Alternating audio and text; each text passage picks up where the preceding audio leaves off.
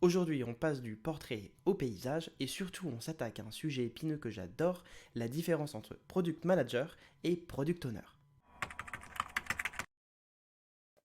Ok, selon les organisations, on peut avoir des Product Owners ou des Product Managers et parfois même des Product Managers qui managent des Product Owners et on finit par plus très bien comprendre la différence et les points communs entre les deux. C'est ce qu'on va essayer de débroussailler aujourd'hui. Commençons par le Product Owner. PO, c'est un rôle d'un framework qui s'appelle Scrum.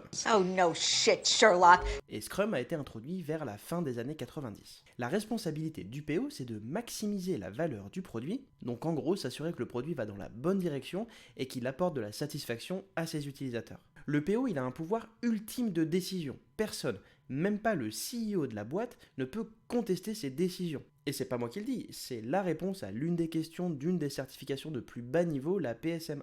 Le Product Owner, il maintient un Product Backlog, la liste des potentielles évolutions du produit, et il s'assure que ce dernier a un objectif clair, ambitieux, atteignable, et qui soit aussi alimenté en Product Backlog Items, ou PBI, PBI. Il s'assure également que les PBI soient organisés, et là ça va dépendre de chacun des Product Owners et des organisations, mais surtout qu'ils soient compris de l'ensemble de l'équipe Scrum. A noter qu'il est responsable de ses activités, mais c'est pas forcément lui qui va les faire. Vous remarquerez aussi que le PO n'est pas responsable du contenu du sprint, et donc il n'est pas responsable de la roadmap. Non, cette responsabilité, elle incombe aux développeurs, au sens Scrum du terme. Donc quand on lit le Scrum Guide, ou qu'on écoute ce que je viens de raconter, et qu'on traduit Product Owner en propriétaire du produit, difficile de s'imaginer une petite main qui fait passe-plat avec le métier, qui rédige à longueur de journée des spécifications, ou qui doit même expliquer quotidiennement aux développeurs exactement ce qu'ils doivent faire. Non, Product Owner, c'est un rôle à très grande responsabilité, qui nécessite notamment une compréhension accrue de la stratégie de l'entreprise, une capacité à déléguer intelligemment, à communiquer à tous les étages de l'organisation, de suivi et d'analyse des données des utilisateurs afin de prendre des décisions, etc. etc.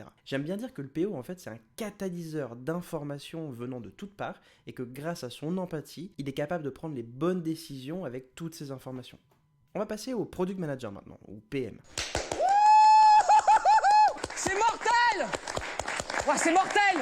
Première différence, là où PO est un rôle de Scrum, PM est un métier. C'est un métier qui existe depuis les années 30, donc bien avant l'apparition de Scrum, et qui a été défini, pas inventé, défini par Procter & Gamble, ceux qui font Gillette, Ariel, Monsieur Propre, etc. D'après Neil McElroy, président de Procter & Gamble à cette époque et auteur de la définition de ce qu'est un PM, le PM définit la stratégie et là où les roadmaps de son produit. Et pour faire ça, il va avoir besoin d'étudier le marché, le milieu industriel, se renseigner sur la concurrence, sur les tendances, sur les signaux économiques, et finalement il va rédiger des spécifications. Autre différence de taille, là où le PO est concentré sur une équipe, parfois même une équipe d'équipes, mais en tout cas qui est responsable de bout en bout de tout son produit, le PM, lui, il va rayonner au sein de toute l'organisation. Et il va avoir besoin de travailler avec les différents services, marketing, juridique, vente, et finalement équipe de réalisation qui vont créer ou faire évoluer son produit.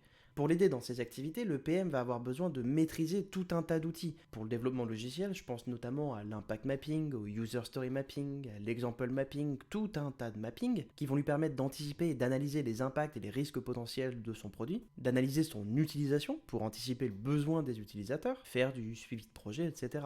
Et oui, j'ai bien dit suivi de projet, parce que les deux sont pas incompatibles, produit et projet. Un produit, c'est fait de plein de petits projets. La différence entre projet et produit, c'est que le projet a une fin, là où le produit, normalement, n'en a pas. Mais je m'égare un petit peu du sujet. En fait, à part la définition de la stratégie initiale du produit et sa mise à jour régulière, évidemment, le PM a des activités hyper opérationnelles, d'analyse, d'adaptation, de suivi, et surtout,